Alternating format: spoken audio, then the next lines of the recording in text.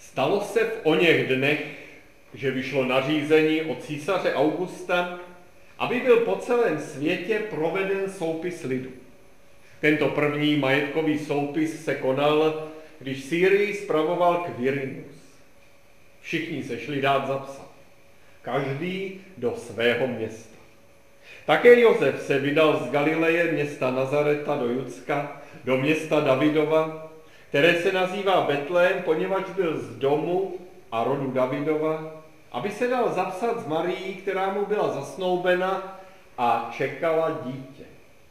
Když tam byli, naplnili se dny a přišla její hodina. I porodila svého prvorozeného syna, zavinula jej do plenek a položila do jeslí, protože se pro ně nenašlo místo pod střechou. A v té krajině byli pastýři pod širým nebem a v noci se střídali na hlídkách u svého stáda. Náhle při nich stál anděl Páně a sláva Páně se rozzářila kolem nich. Zmocnila se jich veliká bázeň. Anděl jim řekl, nebojte se. Hle, zvěstuji vám velikou radost, která bude pro všechen lid. Dnes se vám narodil Spasitel, Kristus Pán, v městě Davidově. Toto vám bude znamení. Naleznete děťátko v plenkách, položené do jeslí. A hned tu bylo s andělem množství nebeských zástupů a takto chválili Boha. Sláva na výsosti Bohu a na zemi pokoj mezi lidmi. Bůh v nich má zalíbení. Tolik je slov dnešního evangelia.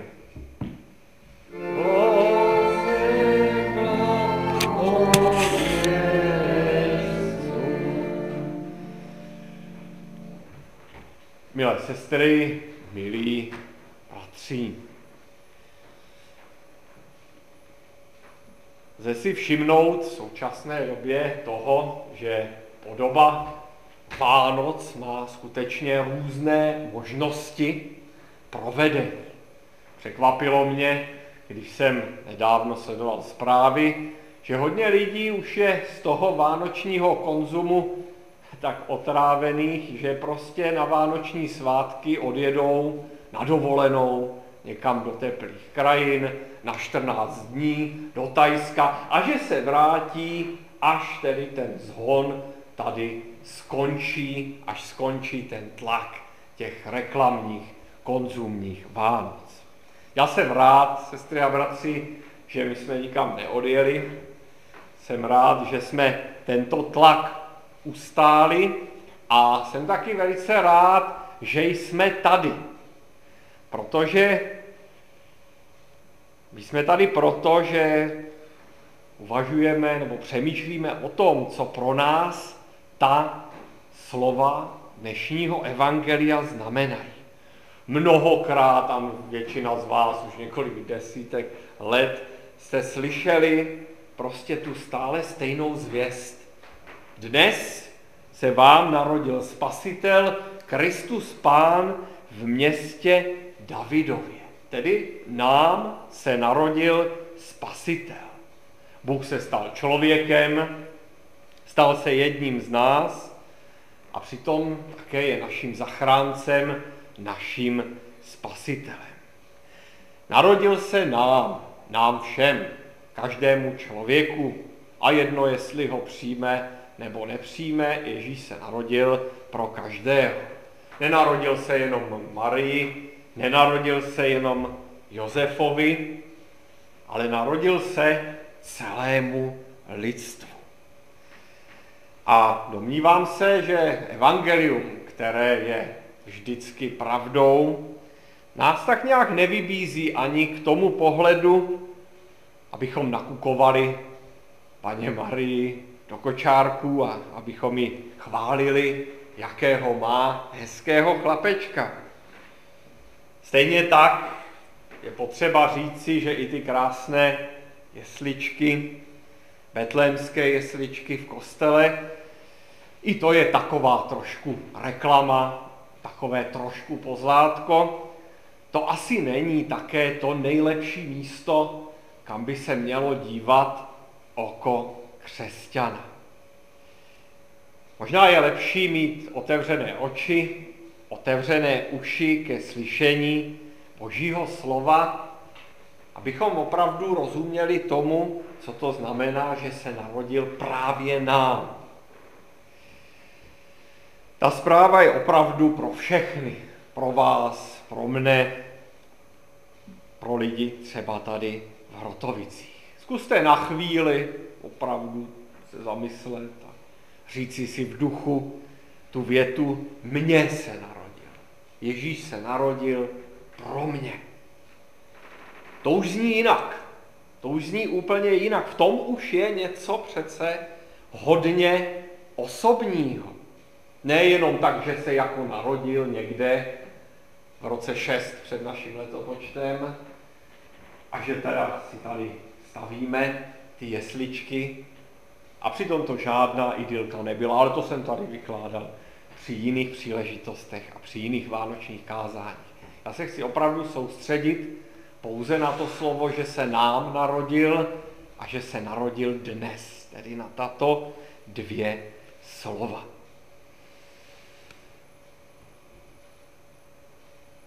Je docela smutné, že právě hodně lidí, teda ti, kteří neujeli do toho Thajska, tak hodně lidí slaví Vánoce. Slaví je všichni.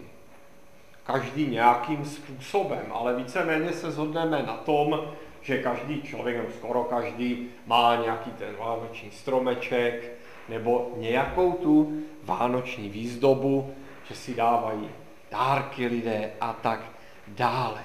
Ano, to je pravda.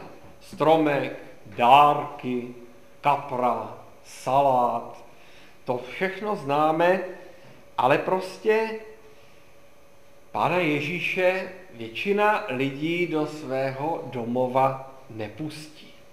Ti lidé neví, že se narodil právě také jim. Pro ně jsou to jenom takový jako svátky, pro hodně lidí je to příležitost se pořádně napít.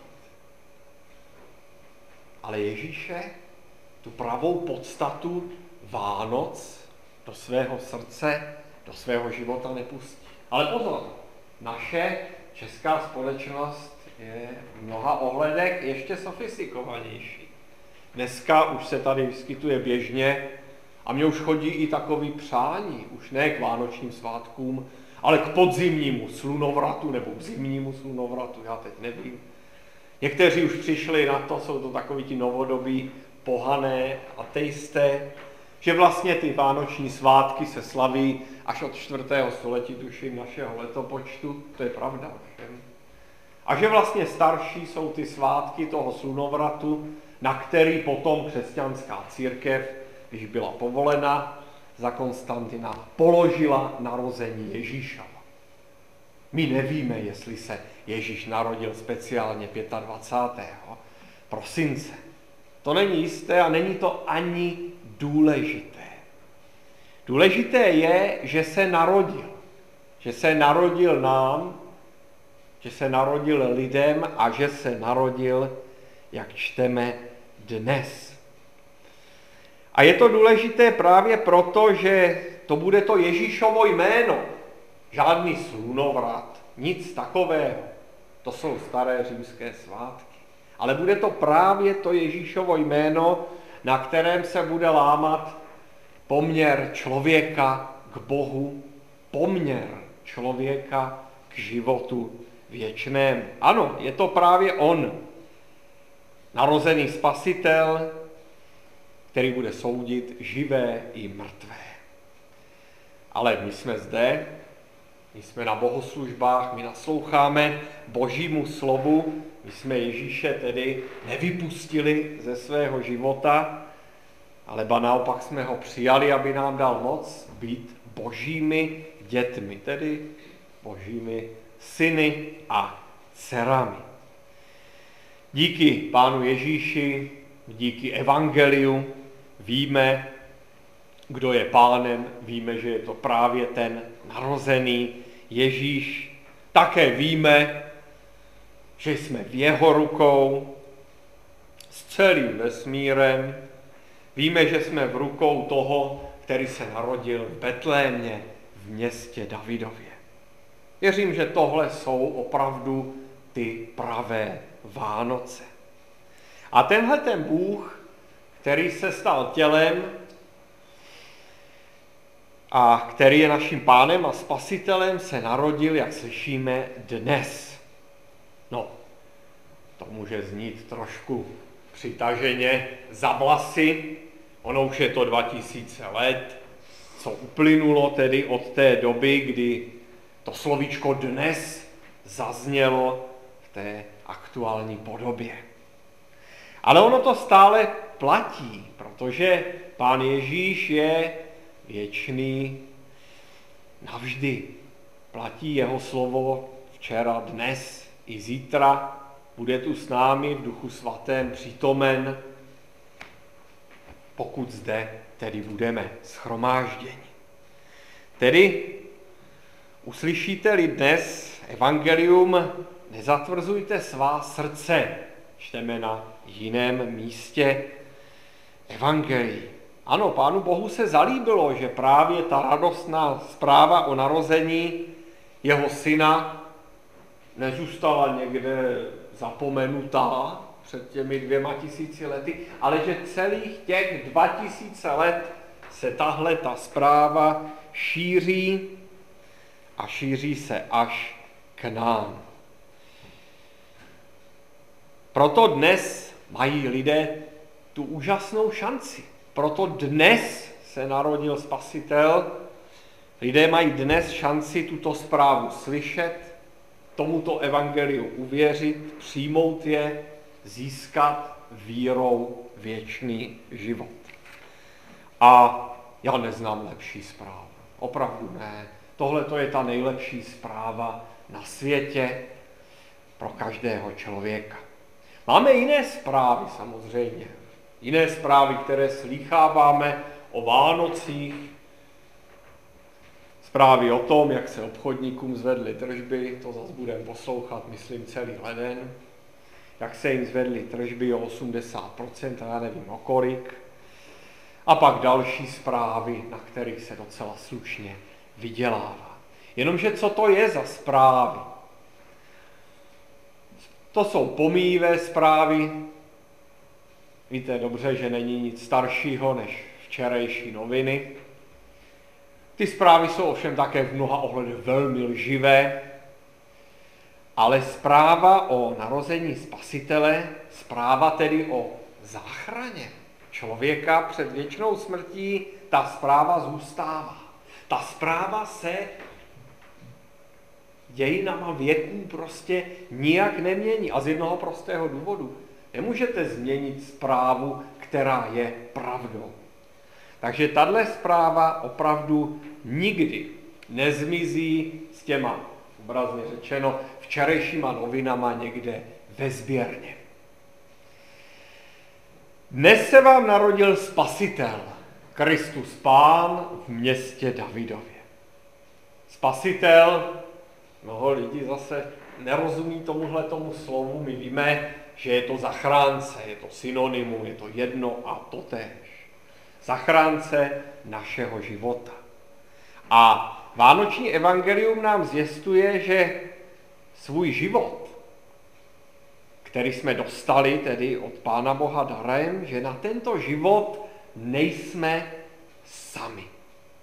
Je s námi ten, který se nám právě dnes narodil, proto nesnažme se nějak extra něco měnit. Přijmejme svůj život takový, jaký nám Pán Bůh dal. Věřte mi, že dokonalejší asi nebudeme.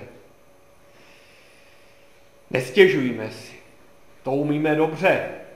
Nenaříkejme. To nám taky jde.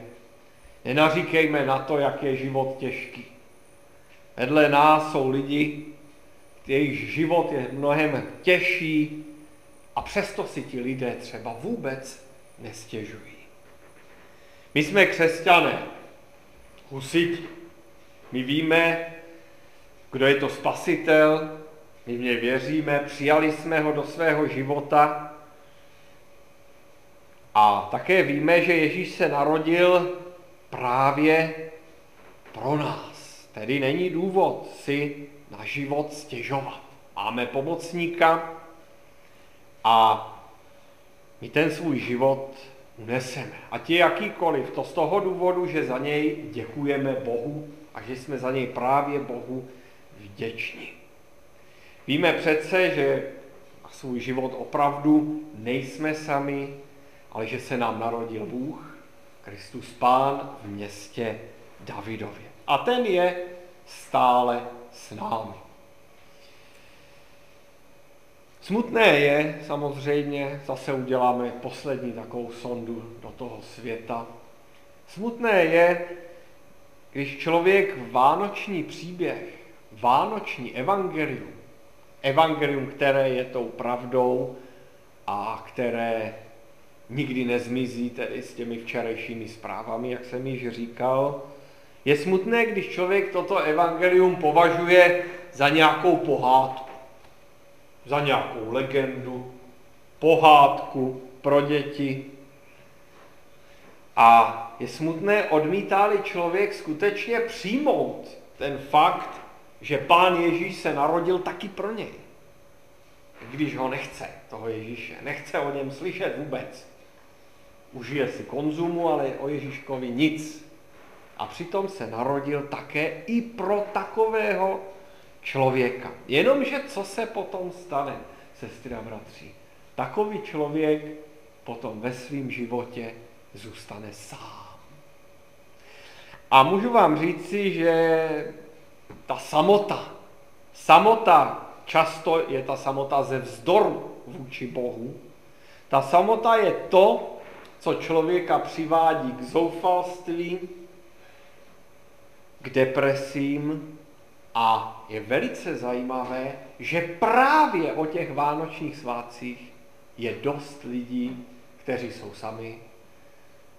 A najdete takový, běžte se podívat do hospod, jestli jsou teď otevřeny. Najdete tam spoustu takových zoufalců, kteří jdou na Štědrý den radši do hospody se opít, místo aby si poslechli vánoční příběh, zprávu všech zpráv. To je smutné a to je vidět právě o Vánocích. Ovšem, věřící člověk počítá ve svém životě s Bohem, věřící člověk ví, že se Pán Ježíš Kristus narodil i pro něj, věří v něj, důvěřuje mu a má tak v Pánu Bohu naprostou jistotu svého života, anebo jak říkáme v teologii, jistotu spasení. Má tedy pevný bod, jistotu svého života, jistotu o svém životě a jistotu ve svém životě. A to je důležité, sestry a bratři. S těmi dáte za pravdu, že je důležité mít jistotu. Protože život to není žádná jistota, myslím ten náš pozemský. Život je plný obav, plný strachu. Strach je jenom pro zajímavost jeden z takových vůbec hnacích motorů lidského života. Člověk má strach o práci, bojí se nemocí, o nejistá politická situace, to jsme teď plní všichni, nejistá ekonomická situace, to s tím samozřejmě souvisí. A pak je tu ten největší strach. A to je strach ze smrti. A právě v tom je, sestry a bratři, ten význam Vánoc, že věříme a víme, že do těch dalších dnů, tedy do těch dnů plných strachu, obav a nejistoty, nevstoupíme sami. S námi jde ten, kdo prožil, ano, tady na zemi skutečně obyčejný, těžký život, ten, kdo trpěl nepřízní a nenávistí od lidí, ten, který zemřel za nás, za všechny, a ten, který vstal z mrtvých. Je to ten Bůh, který se o Vánocích dnes narodil. Je to ten laskavý a milující přítel, Pán, Spasitel, který nepřišel svět soudit, ale spasit. A tak tedy buďme otevření, přijměme Pána Ježíše do svého života, protože dnes se narodil nejenom pro mě, ale i pro tebe. Amen.